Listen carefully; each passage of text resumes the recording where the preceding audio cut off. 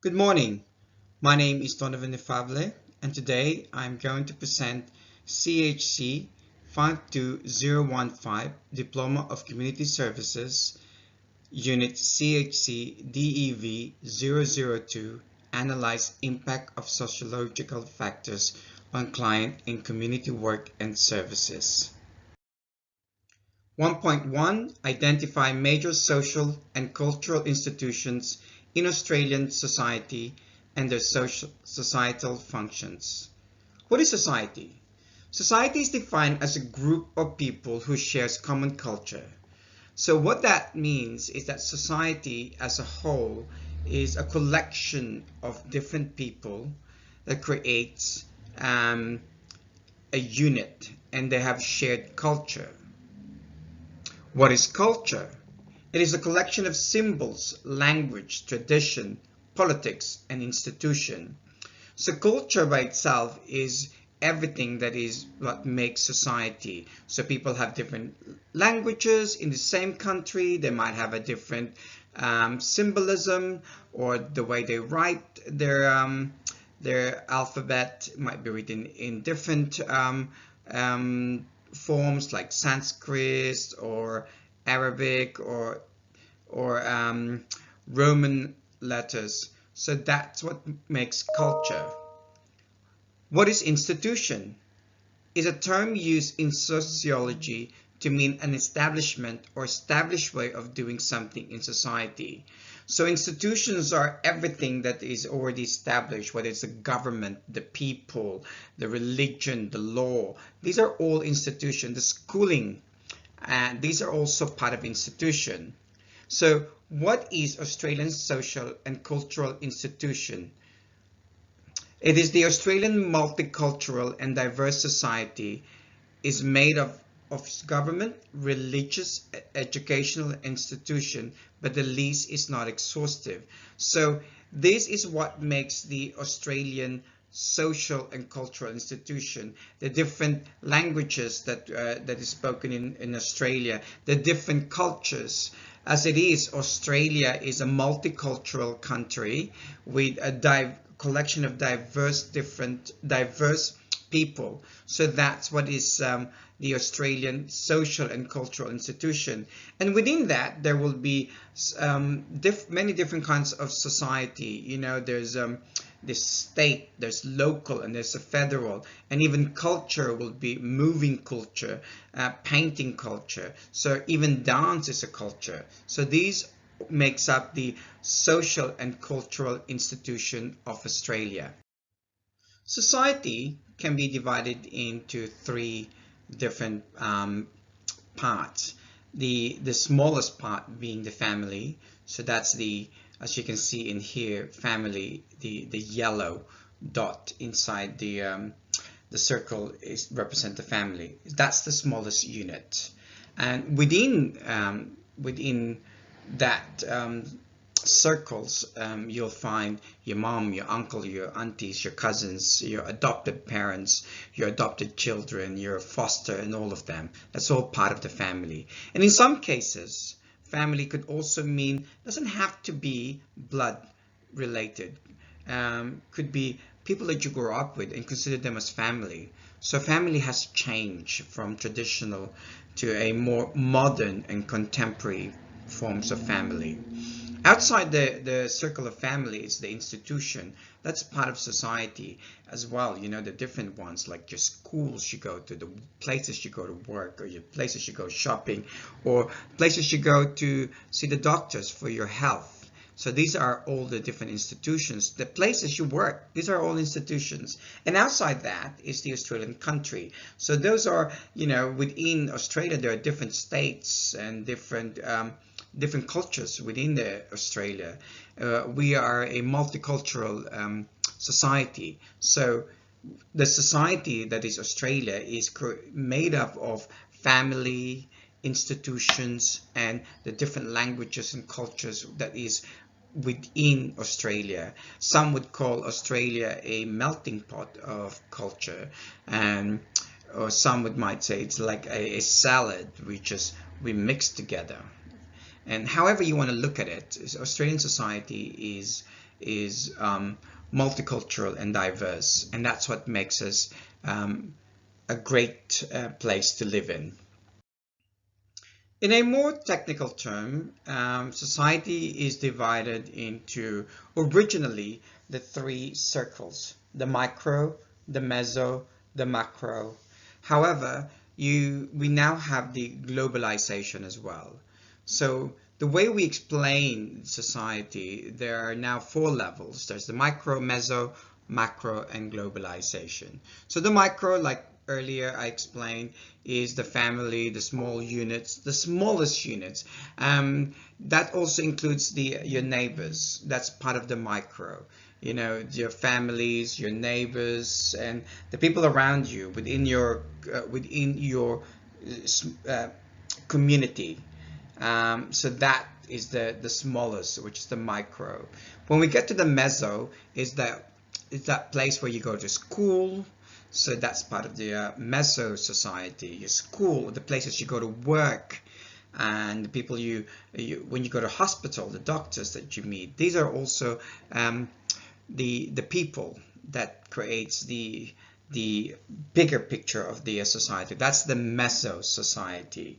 And then the macro are the people that outside your workplace. You might be dealing with somebody interstate, and you're talking to them or emailing them. That's also part of the macro. That's the macro society, the bigger society, and that affects as well the way our culture is developed within Australia. So when you think about it, Australian culture will have the micro, the meso, and the macro culture that creates the bigger society of Australia.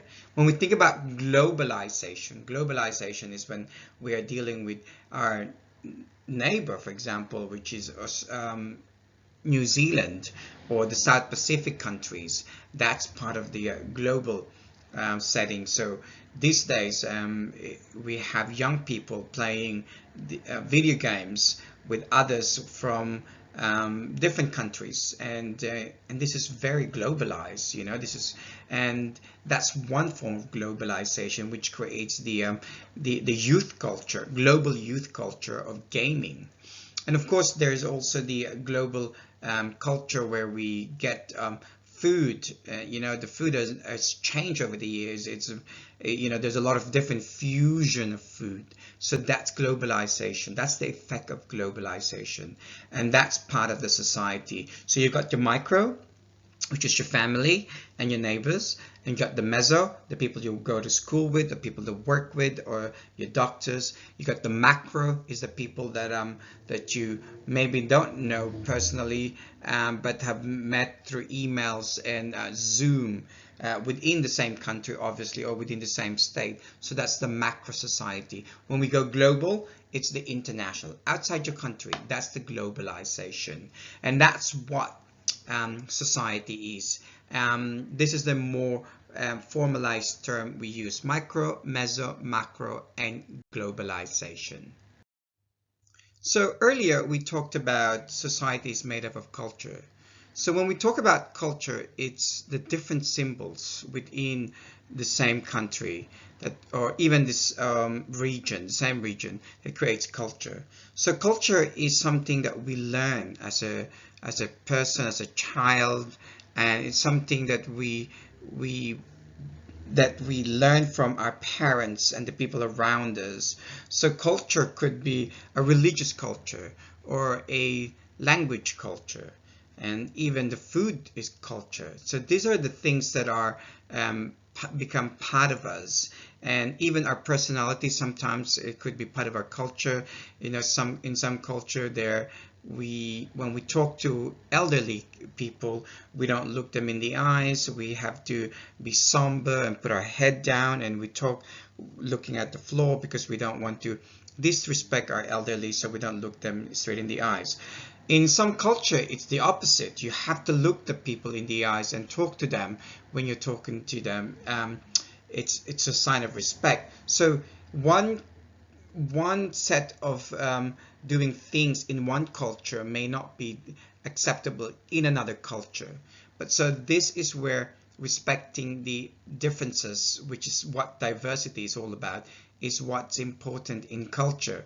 But also, we also in Australia we have a multicultural society, so we have a collection of many different cultures that creates the unique Australian culture. So within Australia we have obviously the Aboriginal culture, the Anglo-Saxon culture, the immigrant culture from the 50s, like the Greeks, the Italians, and the South Europeans.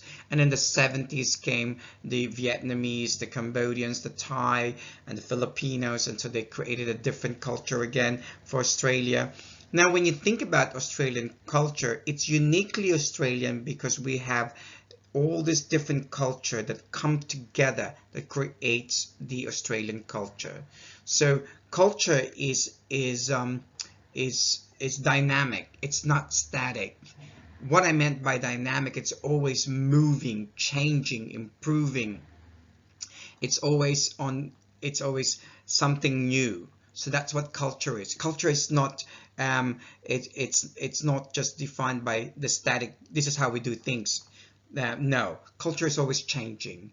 Tradition is more of a it's static. This is how we do things, so this is how we're gonna continue doing things. That's what tradition is. But culture changes, culture grows, culture is dynamic. And as you can see in here, in your in this PowerPoint, you can see the airplane, which is a travel culture, and you can also see the music culture and the Bluetooth, with the social media and all of that, and the dining culture.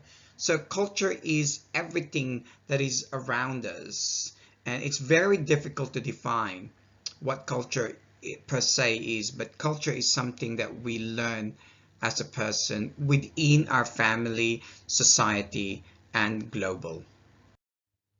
So now we get to institutions. So institutions are like establishments. So we can see from this PowerPoint, we can see the sports institution. It's one of the biggest institution in our society is the sports. Everybody loves a good sport. So that's part of the institution. And within sports, there are different kind of power play that happens there. Whether it's marketing or whether it's product selling, that's also part of that institution. And as we know that sports is probably one of the biggest money-making institution based on selling tickets to watch the show, the sports, or even TV. And then, of course, you've got the medical institution. That's your health, whether it's a public health or private health, whether it's physical health or social health. These are also part of the institution, the hospitals and the health institution. And we know that within the health, there are many different sectors within the health. There's the heart society, there's the diabetes society, there's the disability, there's the mental health. These are all part of the institution. And of course, the other part of the institution is the business. This is what makes the world go round, is that the fact that we have to eat, sleep, and function to make money, and also buy things. It's part of the material world that we live in. Unfortunately, it's not something that we can just say, oh, we don't need money. We could just live off air. No, we can't do that. So we have to find jobs, work. That's a work institution. We have to pay for our food. And so that's also part of the institution. So later on in this course or this unit, we will talk about how this institution influences society and culture and the people. But for now, let's think of institution as something that is establishment, that provides whether it's an income or health or entertainment. That is what institutions are. The Australian government. The Australian government is divided into three different forms of government. We have the federal government, we have the state government, and the local government. So let's start with the local government. Our local government is for us Melbourne. That is our local government. If you live outside of Melbourne, maybe you're living in Frankston, you might belong to the Mornington Peninsula government.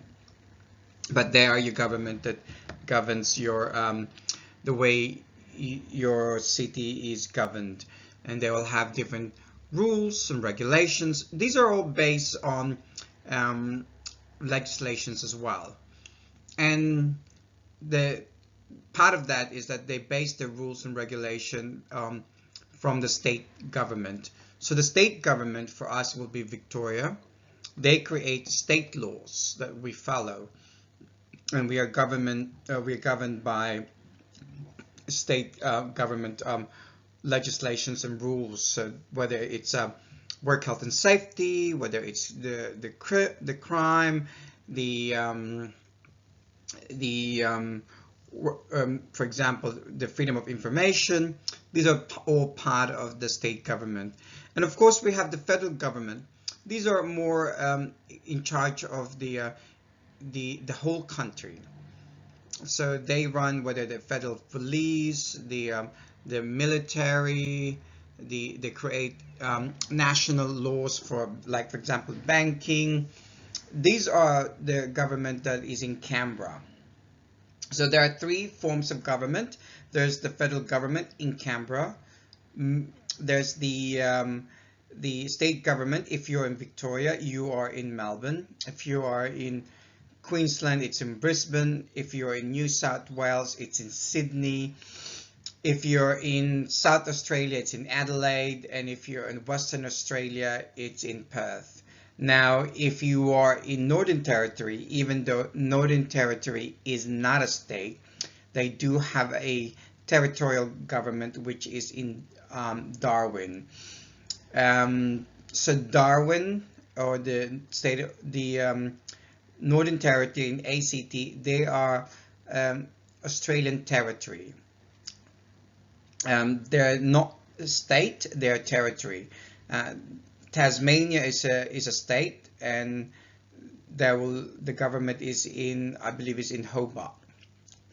So the laws are created federally, and then the state adopts the law to make it into a state law, and the city councils will adopt the state law to make it a local government law.